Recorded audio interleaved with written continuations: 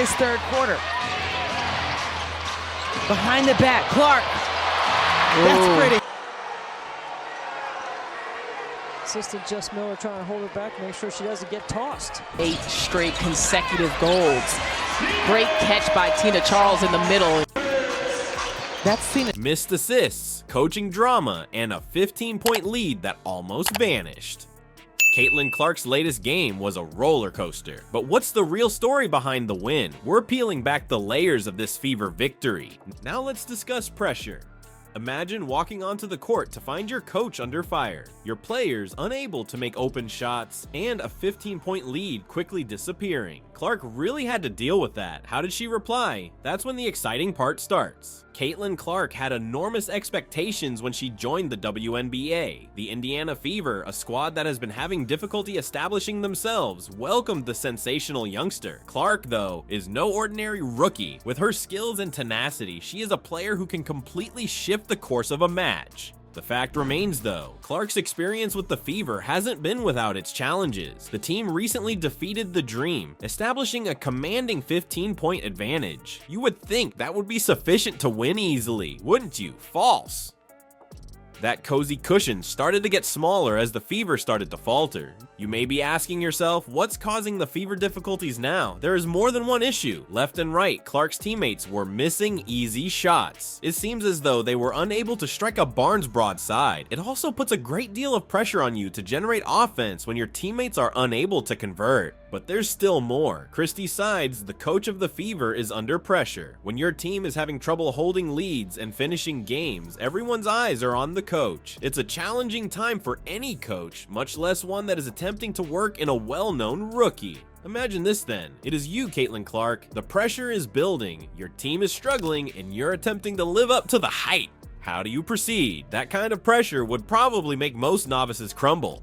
But Clark, she has a different build. That Clark was still able to score 19 points on the Dream in spite of all these obstacles. That's impressive rather than merely excellent. The way she accomplished it, though, is even more amazing. Clark's rim percentage of 60.4% was astounding. That's not just effective in basketball terms, it's elite. Consider it. The coach is under pressure, your players are having trouble making shots, and the lead is fading. Most players would start attempting to do too much and force shots. Not Clark, though. She made the most of her opportunities and maintained her composure under duress. This performance demonstrates why Clark is a potential star rather than just a rookie. When her team most needs it, she is a player who can step up her performance. When things get tough, it's not only about how many points she gets, but also how she gets them. However, Clark's influence extends beyond her point total. She was adept at locating her teammates with accurate passes, even while they were absent. She's not only seeking to have her own way, she also wants to improve everyone around her. It is the hallmark of a true leader, and it is uncommon to find in a novice. Although there is no denying Clark's talent, talent is not enough to win championships. The Fever are up against a well-known sports paradox, a brilliant rookie on a squad that is still getting established. How can a contender be constructed around a phenomenon? The million-dollar question that the Fever are attempting to address is that one. Yet you would think that having a player such as Caitlin Clark would guarantee spectacular performances each and every night. However, basketball is a team sport. The recent Indiana Fever game versus the Dream revealed some significant developmental challenges for this young squad. Set the setting, please. 17,600 people were in the sold-out arena, and there was a lot of enthusiasm there. The Fever got out to a quick start and led by 15 points. The crowd was standing, believing they were going to see a blowout. However, after that, things altered. The Dream began to erode that lead, revealing gaps in the Fever's defenses. Open is Caitlin Clark, but she can't knock it down from up top. Tries it again from a different spot. That one connects. Over there on the sideline for Coach Sides. In this third quarter. Behind the back, Clark. That's pretty. All of a sudden, it was more than just Clark's brilliant play. The other members of the team came into focus, and the results weren't pretty. The bench comes first. It's all about the depth in basketball. You depend on your backups to provide strong contributions because your starters cannot play the full game. However, in this particular game, on a Sunday morning, the Fever's bench was more silent than a library. Little effect, little reprieve for the starters. Next up is Lexi Hall. She began the game on the bench, which is not a good way to develop rhythm. Her attacking game was lacking when she did get to play. Clark and the other starters had to carry even more of the scoring burden because Hall was unable to find her shooting. Wait, things get worse. Though she had shown promise early in the season, Nalissa Smith appears to have reached a breaking point. She was not snatching rebounds or making shots the way she used to. She's turned into a liability in basketball terms, someone the other team doesn't have to worry about. Imagine this then, Clark is performing to the fullest, giving buckets and dimes. But what happens when she gives a teammate an open look? Clank. When she needs somebody to scoop up an important rebound? Crickets. Observing a maestro command an orchestra with half of its instruments out of tune is akin to that. But it's not just about the missed shots here. Jordan Canada, still with the assignment for Clark. Mitchell, can she keep the hot hand? Assistant Jess Miller trying to hold her back, make sure she doesn't get tossed.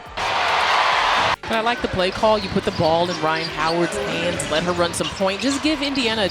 Good basketball has a flow, a rhythm where all players are in sync, but the sheet music for the Fever is currently completely disorganized. Even if Clark makes a fantastic play, no one else can generate offense, thus the ball always returns to her. Well, if Clark's so good, can't she just take over the game? Is perhaps what's on your mind. It's not really that easy. Even the greatest athletes in history required a group of teammates. Scottie Pippen was with Michael Jordan. Dwayne Wade was with LeBron James. No matter how skilled a player is, basketball is a team sport, and one player cannot win on their own.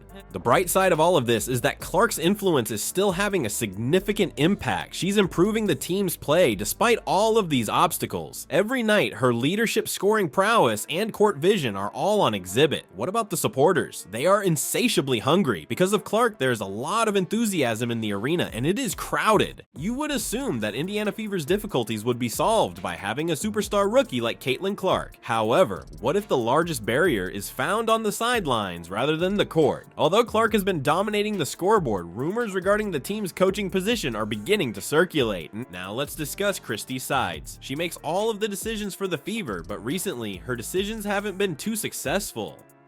8 straight consecutive golds. Great catch by Tina Charles in the middle. That's Tina. Do not blame her. It's frustrating. It's hard to lose her. As a defender. But I like the play call. You put the ball in Ryan. Some challenging questions are being posed by fans. Why does the squad appear to tire in the second part of the game? Why do they have trouble beating teams that should be beaten? It is comparable to witnessing a fully charged automobile abruptly stall midway in a competition. It's obvious that the Fever have talent. Clark is dropping baskets and dimes like it's no big deal, but here's where things get complicated. Talent needs guidance. Critics are pointing out that the Fever ought to be more competitive given the personnel they have. Rather, they're witnessing leads evaporate more quickly than ice cream on a sweltering summer's day. This is the fascinating part. The Fever usually appears against formidable opponents. They'll look like world beaters, get out to a fast start, and establish a lead. However, when the second half starts, the entire team seems to have hit the snooze button. The lead becomes less energetic, less focused, then all of a sudden it vanishes with the wind. You may be asking yourself, isn't the coach's job to keep the team motivated and focused? That's the exact thing making folks discuss. There's rising anxiety that sides isn't adapting appropriately when it counts most. She seems to have everything needed for a fine dining experience, but she is unable to operate the stove. But this coaching problem is not over yet. It takes more than simply motivation. Strategy is also important. People are perplexed as to why, in a moment of dire need, Clark doesn't participate more in the offensive process. You have a player who can work magic with the ball, but occasionally it seems like she's not the star of the show, more of a prop. What then does a rookie superstar do in these kinds of situations? This is where Clark's real worth comes to the fore. Even with the bumps in coaching, she's managing to adjust and make a contribution. It's similar to seeing a master of chess play on an unstable board. She's adapting her strategy to the situation rather than allowing it to control her. Here, Clark's capacity for leadership is clearly demonstrated. She's leading by example, not just racking up points. She is the one attempting to muster the squad when morale is down. She's creating opportunities out of thin air when plays fall apart. This particular type of resilience is innate. It cannot be learned. The crucial question is this though, how long can Clark continue like this? A strong system is necessary for a player to succeed, regardless of their skill level or level of dedication. Like trying to cultivate a prize-winning rose in stony soil, you eventually require the correct conditions to blossom to the fullest extent possible. The front office of the Fever must make some difficult choices. With Clark, they've struck gold, but now they have to make sure they're not losing this chance. It's about laying the groundwork for long-term success, not just for this season, and doing so entails closely examining each member of the squad, including the coach.